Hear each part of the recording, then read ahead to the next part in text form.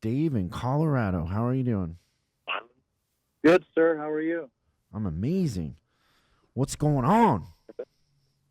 Hey, I want to know, is that just colored water sitting on your desk, or are you really drinking? I'm really drinking. I'm not like, we're not in college anymore. We're sipping. The cigar is more my focus.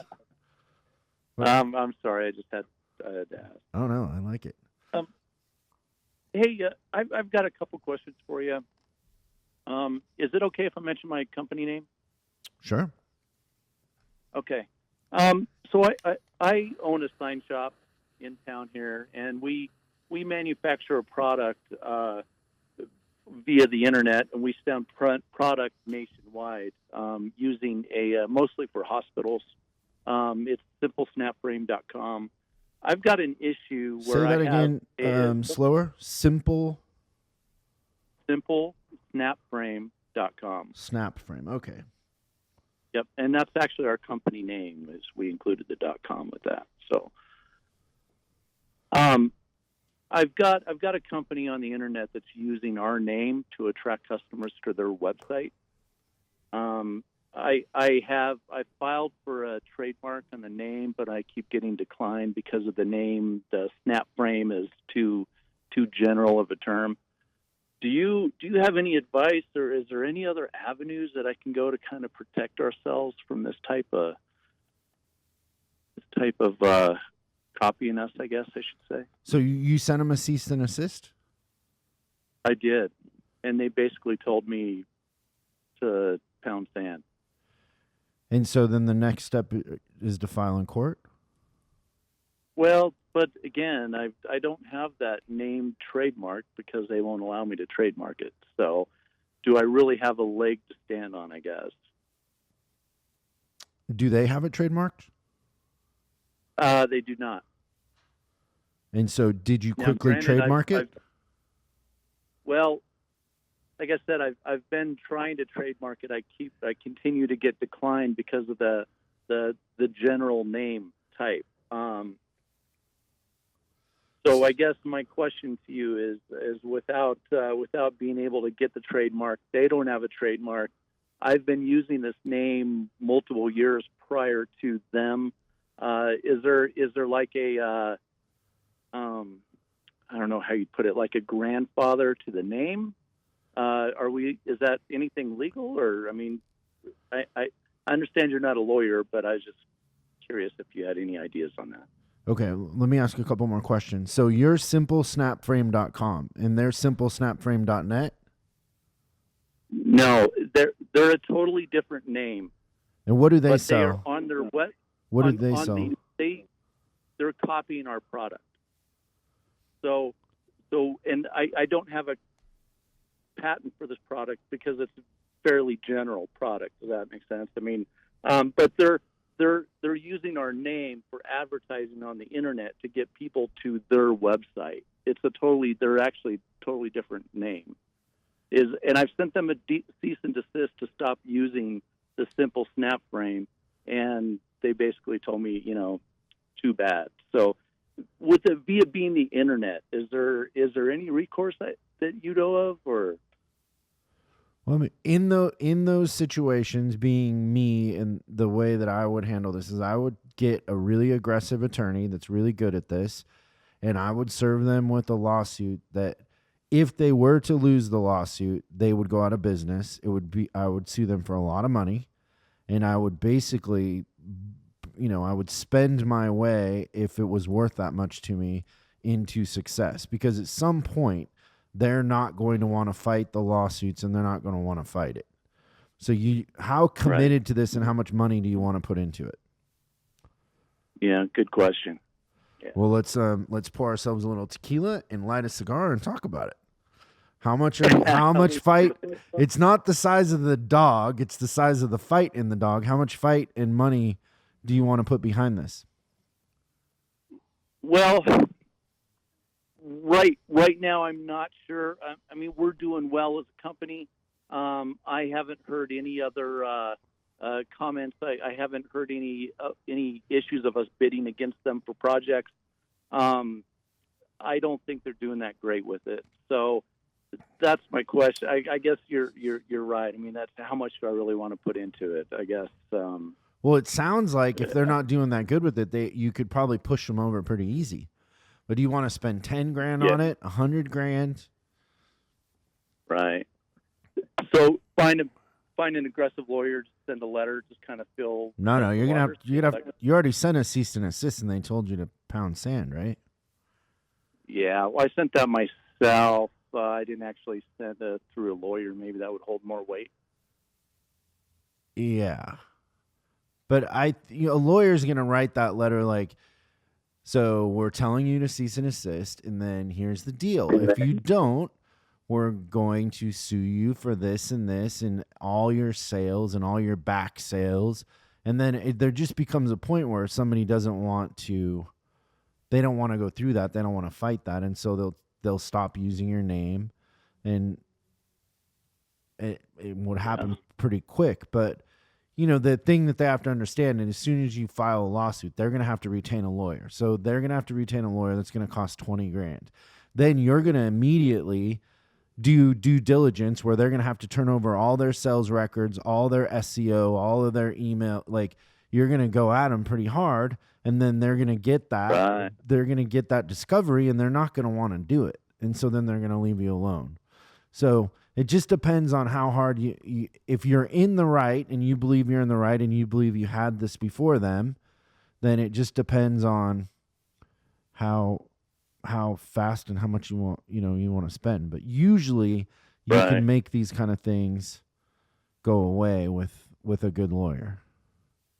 I think I'm going to go that avenue. One of the things they did is they went through my website and took some of my pictures and posted them on theirs. Oh, that's dirty. Right.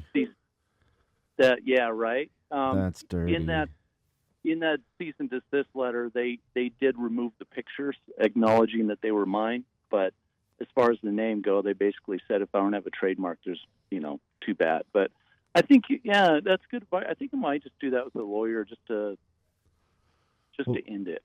I mean, yeah, and so you're gonna have to file, so it's gonna cost you like probably $5,000, but they're gonna have to retain a lawyer for 10 to 20 if you file, and then right after that, your lawyer's gonna serve them with the discovery, and then once you serve them with the discovery, now they have a bunch of work to do. And so then all of a sudden nobody has the stomach for, let's not mess with Dave anymore in Colorado because we got to turn over our emails, and it'll all go away. Good point. Awesome. Well, thank you for that. I appreciate that. I got one more question for you. No, I told you it's real tequila. Hey, I've been approached to purchase another sign shop here in the local area. I've never done that before. Can you kind of direct me on some things that I should look at other than P&Ls? I mean, I know that kind of basic stuff, but any business experience, anything I can look for that might help me decide if this is a good option or not. How long have they been in business? About 20 years. And why do they want to get out? Well, let me rephrase that. The name, the company's been around about 20 years. Over the past 4 years, they have new owners that took it over. I think financially they're doing okay, but they're losing their location, their building. They didn't purchase the building; they were leasing it, and they're losing that. And in this area, Colorado, with the weed industries, pretty much there's no industrial spaces in the area. They're all everybody's gone. Growing. Oh, yeah, everybody's growing. Yeah. And so rents are going up. Rents are quadrupling. Me, fortunately, I bought my building that I'm in, so I'm secure. But they've got really nowhere to go and nothing to do, so they're trying to sell. But so how much are they doing in sales? About $250. $250. Okay, and so what in a sign shop? If you're doing $250, what are the margins on that? Like, what are you netting? I can tell you what my margins are. We're about 700 with 3 employees, and our margins are 40 to 60%. So would you assume that they're less? I'm assuming that they must be less with what little they're doing, or they don't have that. I don't know. I mean, I haven't had a chance to look at the P&Ls yet, but like I said, with your business experience, I was hoping to gain some knowledge of some different stuff that I could look at to really make this. So let's say a sign shop is making $100,000 a year in profit, or the owner's paying himself $100 or whatever. What would the multiple be that it would sell for? They're wanting $100,000 for it. And so we're guessing that the thing's making 40 or 50 grand, and so they're wanting 2 times earnings? 2 times earnings, yeah. Okay. And then that 250 coming over to you, how much are you going to absorb it into your company? That's what I'm thinking, yeah. So you take their phone number, their website, their client list. Are you going to take any of their employees? Possibly. I'm not sure about that yet. Possibly. Equipment? At this point, I would probably have to. Is there any equipment? Because there's some equipment, but it's older. I've got mostly newer equipment, and it's more updated, so I'm not all that interested in their equipment. But I mean, do people really buy customer lists anymore? I mean, is that good? I know it's not a guaranteed thing. That's one thing that bugs me about this. I don't know. How does their customer list look? Like, do they have a good customer list? They claim that they do, and that they're fairly dedicated customers, but I'm sure everybody kind of feels that way. You know what I'm saying? I don't. I haven't dug that deep into it, but I don't. I'm kind of on the fence about it. So what I would do is I'd go spend a couple days over there, and so I'm different. Like, I like to just get to the simple, okay, pull up. How do you track customers? Pull it up. Okay, show me some. Who are your best customers? I would go through invoices, and you go through 6 months of invoices, you're going to see that McDonald's, or I don't know, whoever is buying signs on a regular basis, you're going to see that. You're going to see patterns by going through their sales records, and then you'll have a good idea whether that's true or not, what they say.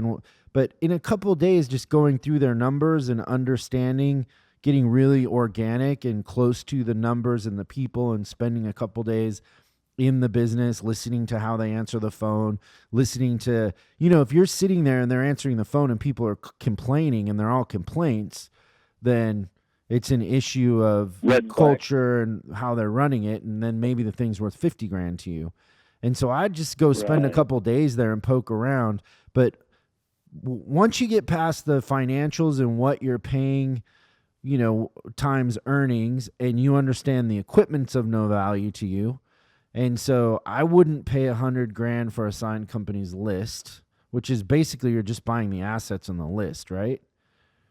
Right. And so I would say, like, if you buy their company, let's say 200,000 of that's going to come over. And so not 250, because you're going to lose some people. So 200 is going to come over. And so on that 200, you'll net 75 or 100, because you're going to absorb a lot of the overhead. You won't have the same overhead. And so if you paid 50 or 75 for it, you'd pay for it in the first year. And so I always think, like, if I can pay it off in 2 years, I'm doing good. So that part works. So the thing I'd want to do is just spend time in there and really understand, like, is the customer list of values, is the way that they do business of value? Do their numbers make sense? Have they tracked things the right way? Are things in some sort of CRM where you can tell who's coming and going, and, the customer's contact info? Maybe talk to some customers if you can. Do you lose a lot of business to them? No, not at all. We're kind of in different categories. My business is geared more towards the hospital industry. And they're geared more towards just general decals, real estate stuff, that type of stuff. So we do get some of that at my shop, but for my business, what I've done over the past couple of years is I went through all of my product list, whatever has the highest margins, and focused on that. Pretty much did away with the lower margin stuff. and it's made us our longevity. You know, it's made us a much better shop, much more profitable. So you don't even want the business that they have. Is that what I'm understanding? It's the stuff Well, you don't want to I'm do? thinking, well, it's they've got a portion of it. The real estate stuff that they do is it's pretty stable. But could And you that's just one start thing I need doing to that look right into. now and competing with them? You know, actually, I could if I wanted to. Yeah. And so you don't market point. that part of the business right now, and you could market it and go after it.